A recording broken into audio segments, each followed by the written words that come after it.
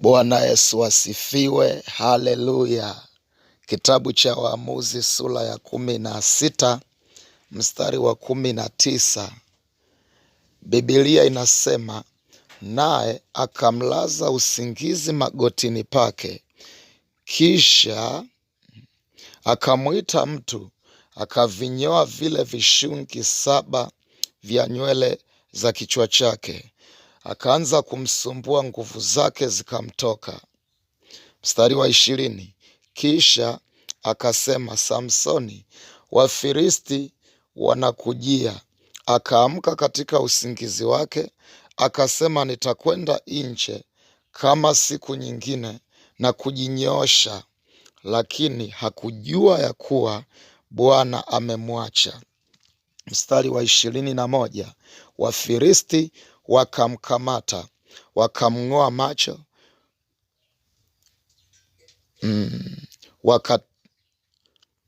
wakatelemka naye mpaka Gaza, wakamfunga kwa vifungo vya shaba, naye alikuwa akisaga ngano katika gereza. Mstari wa 22, lakini zile nywele za kichwa chake zikaanza kukua tena baada ya kunyolewa kwake. Bwana Yesu asifiwe. Leo ninataka kutoa tafsiri ya hii ndoto ya kunyolewa nywele, au nywele zako kusokotwa, au nywele zako kuvurugwa, au nywele zako kufumuliwa. Ndoto ni kitu halisi. Ndoto ni njia mojawapo ambayo Mungu hutumia kusema na mwanadamu, lakini ndoto ni mlango ambao ufalme wa giza unaingilia ili kutimiza kusudi fulani. Katika kitabu cha Waamuzi sura ya 16 na mstari wa 19 hadi wa 22, tunasoma habari za mtu mmoja anayeitwa Samsoni. Lakini wakati huo, hiyo ni habari ya Samsoni na Delila. Kumbuka, Samsoni ni mnadhiri wa Mungu, ni mtumishi wa Mungu, na ni mtu mwenye maagano na Mungu. Na Mungu alijifunua kwa mama yake na Samsoni na kumwambia kwamba huyo mtoto utakayemzaa atakuwa ni mtakatifu, atakuwa ni mnadhiri ambaye atawaokoa Waisraeli. Kwa hiyo basi, mama yake Samsoni akapewa maelekezo haya, asitumie kilevi chochote kile, kwa maana asitumie mvinyo, lakini pia huyu mtoto atakapozaliwa asinyolewe nywele. Lakini unaona Samsoni katika harakati za ujana wake na maisha yake, anakuja kupata vita kwenye lango la ndoa. Alipoingia mahali fulani, Biblia inasema kwamba akampenda mwanamke mmoja ambaye ni kahaba, naye ni Delila. Kwa unaona, Delila alipokuwa amempenda Samsoni, lakini lengo lake ilikuwa ni kumwangusha na kumwangamiza. Na unaona hata siku moja Samsoni alipofika kule Gaza usiku wa manane, Wafilisti wakajua kwamba Samsoni tayari yuko kwenye malango. Wakanyamaza usiku kucha penye malango, wakingoja mapambazuko hata wamuue.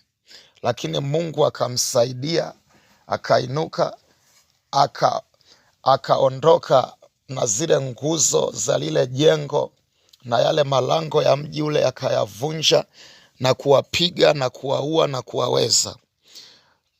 Wafilisti wakatafuta mbinu nyingine kwa huyo Delila. Unaona, ndipo sasa Delila akaanza kuwa karibu na Samsoni kwa habari ya kumpeleleza juu ya nguvu zake. Nini kinatokea kwenye neno hilo? Unaona kabisa Samson akamdanganya Delila mara ya kwanza, na pia akamdanganya mara ya pili, lakini unaona Delila, Biblia inasema akamweka kwenye magoti yake miguuni pake. Ina maana kwamba Delila akampakata Samsoni na kumwambia maneno mazuri sana kwamba nitajuaje kuwa unanipenda kama umeweza kunidanganya mara hizi zote? Hebu tafadhali uniambie siri ya nguvu zako nyingi ni nini? Samson na yeye asijue kuwa Delila ni shetani, ni yule adui aliyetumwa ili kumwangamiza. Biblia inasema kwamba akamwambia, kwenye hizi shungi zangu 7 za nywele wembe haujawahi kupita kichwani pangu. Ndipo sasa unaona Delila akamlaza Samson, na wakati Samson amelala, Delila akamwita mtu wa kumnyoa nywele. Zile nywele ziliponyolewa tu, Delila akamwambia Samsoni, Wafilisti hao wamekuja. Biblia inasema Samsoni akasimama kama ilivyokuwa kawaida yake. Biblia inasema kwamba akaamka katika usingizi wake, akasema nitakwenda nje kama siku nyingine na kujinyosha, lakini hakujua ya kuwa Bwana Mungu amemwacha. So Biblia inasema aliponyanyuka na kujinyosha kama siku zote, kumbe tayari yuko peke yake, ametengana na Mungu. Wafilisti wakamkamata kirahisi, wakamshinda, wakamng'oa macho. Lakini nini kilitokea? Ni baada ya zile nywele kunyolewa. So agano la nguvu za Samsoni lilikuwa kwenye nywele kama mnadhiri. Hivyo leo ninatoa tafsiri ya hii ndoto ya kunyolewa nywele, kusokotwa nywele kwenye ndoto, kufumuliwa nywele, kupunguzwa nywele. Hii ndoto ina maana kuna kitu cha nguvu kinaondolewa.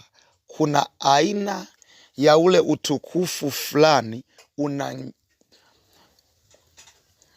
unanyang'anywa. Kwa hiyo unanyang'anywa utukufu fulani, unanyang'anywa nguvu zako za Mungu. Kwa chunga sana, hiyo ni ndoto ya hatari kwa mtu ambaye ni mwombaji, kwa mtu ambaye ni mtumishi wa Mungu.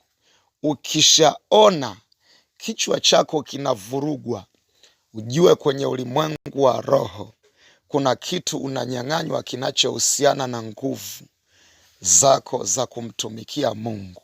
So kuna watu ambao wamekuwa wanakutana na ndoto, ni kama vile unaguswa kichwani, ni kama vile unatolewa nywele, ni kama vile unanyolewa nywele, kama vile unashikwa nywele zako.